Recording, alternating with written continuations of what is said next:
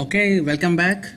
So, in this lecture, we will talk about how to validate XPath and CSS accuracy. So, okay, now I'll go back to my Chrome.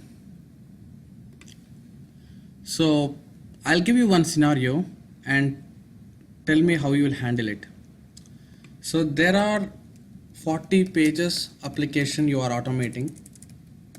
Okay, so in 38th page there are some changes happened in the real time when you are working. In 38th page there are some changes happened. So there are 10 objects got changed. Developer have changed 10 objects. So objects in the sense this HTML. So obviously XPath and CSS also changes. So you have to come up with new XPaths.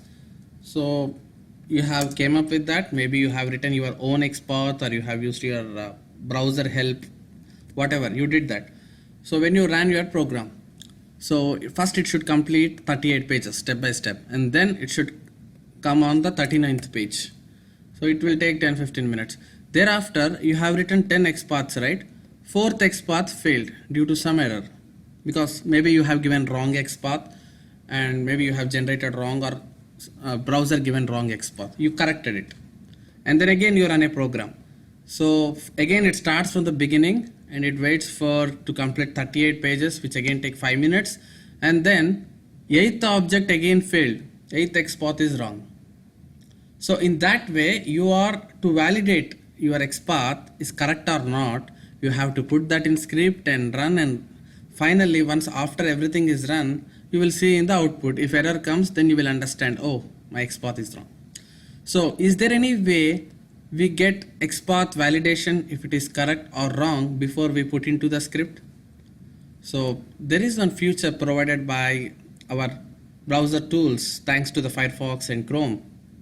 So they have given one way to validate the XPath what you are trying is correct or not. Okay, so by using that validation, so before we write that into the test case, you will identify the issues in the beginning only. So in that way you can save the time. If you validate these 10 objects before you write a test in your browser tools, and you can correct the mistakes and you can run on single shot, right? See, all these are real-time issues. So in general, people may not talk about this specific point, and when you see some other trainings. So just to reduce your time and to make your productivity increase, you have to validate your XPath before you paste it into your code. So with some practice, by seeing XPath itself, you will understand if it is correct or wrong. But anyway, you have to do that validation. For simple tests, it's not required. If it's run and if it fails, it's hardly to fix in 1 minute, and you will run it again if this is simple script like this. But in real time, you will see a very big scripts. So in that time, you have to use this validation concept, which we are going to learn in this lecture. Okay. So let me click on forgot your password. Okay, this is on login Salesforce. Okay, if I right click and copy XPath, I hope it's not coming with HTML. Good, there is no HTML here. So this is my XPath. Now I need to validate it if it is correct in identifying this. Of course, browser will give correct one only, but still you need to validate. So tomorrow from next lectures, when you start designing your own customized XPath, you are not depending on no more on browser, right? So at that time, at least you need to validate if the XPath what you written on your own is correct or not. So this is the XPath. So go to the console tab. Okay, and come to the bottom. For the first time, you will see some red error message here saying type hello, something like this, weird message. Read that message and do accordingly. Maybe to prevent from any SQL injections, it might ask you to prompt to type something to make sure you are not a robot. Just type hello, whatever it asks. If it don't ask anything, you are all good to start. Now, so you have your XPath here, right? Firstly, convert that into single quote. Whenever you see double quotes in XPath, convert that into single quote and give $x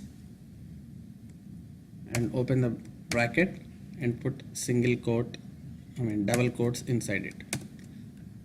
Let me show what I am talking about.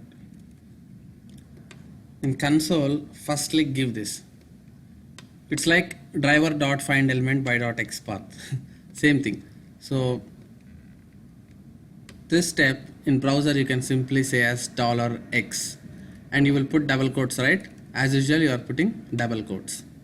So put this entire code inside it, just like how you put here, and copy this and come to your browser and paste it here, okay, and hit enter.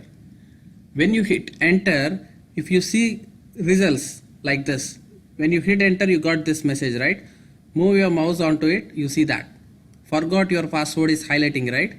So that means the XPath what you wrote is giving you this object by highlighting, so which is correct.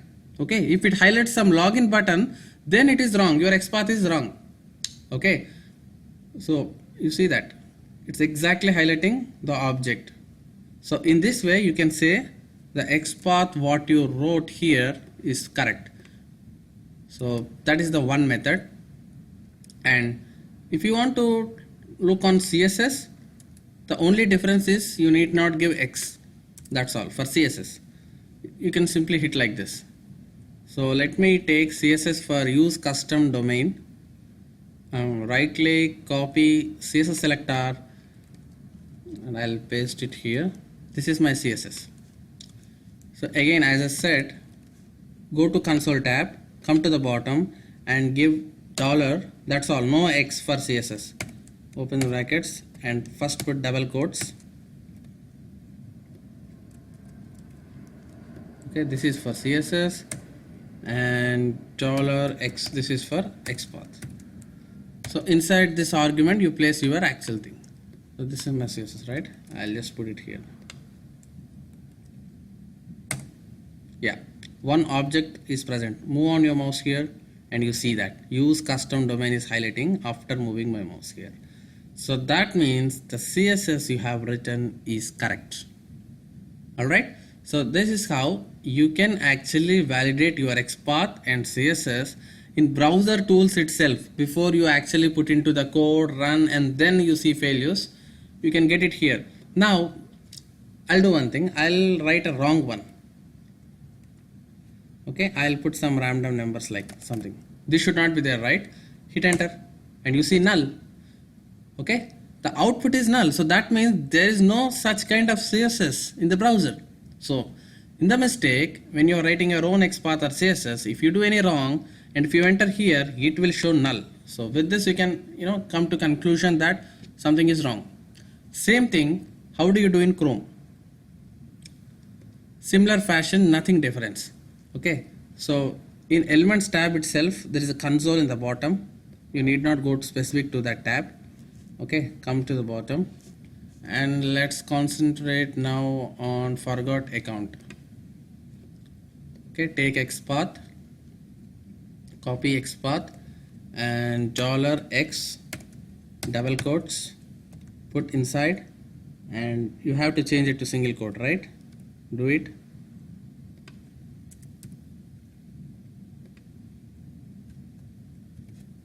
Hit enter. You see that anchor A, open this, length 1. In Chrome, if the object is present, you will see that one object is there in application. You can come to like this. Okay, you can just move your mouse onto it and you see that forgot account is highlighting. Okay, length is 1, so that means one object present with this XPath whatever you are providing. In the similar fashion, CSS also same, $ and give. There is same syntax in both Firefox and Chrome. You should not give X. Okay, I'll give some random number and hit an enter. You see that try to get element which is not present in the page. Okay, it's clearly saying that that element is not present in the page. You will get error like this. Okay, so this is how you can debug and validate your XPath and CSS in your browser tools itself. Let's go back and give this $,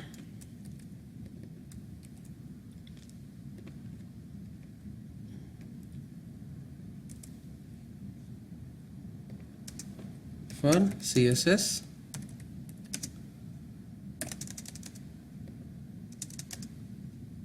for XPath. Okay, so this is for XPath, and this works for both Chrome and Firefox. So if nothing is highlighting, you will see null or some error message like this. If it is highlighting, you will see the actual application one. Alright, so this is how you will validate in using your browsers.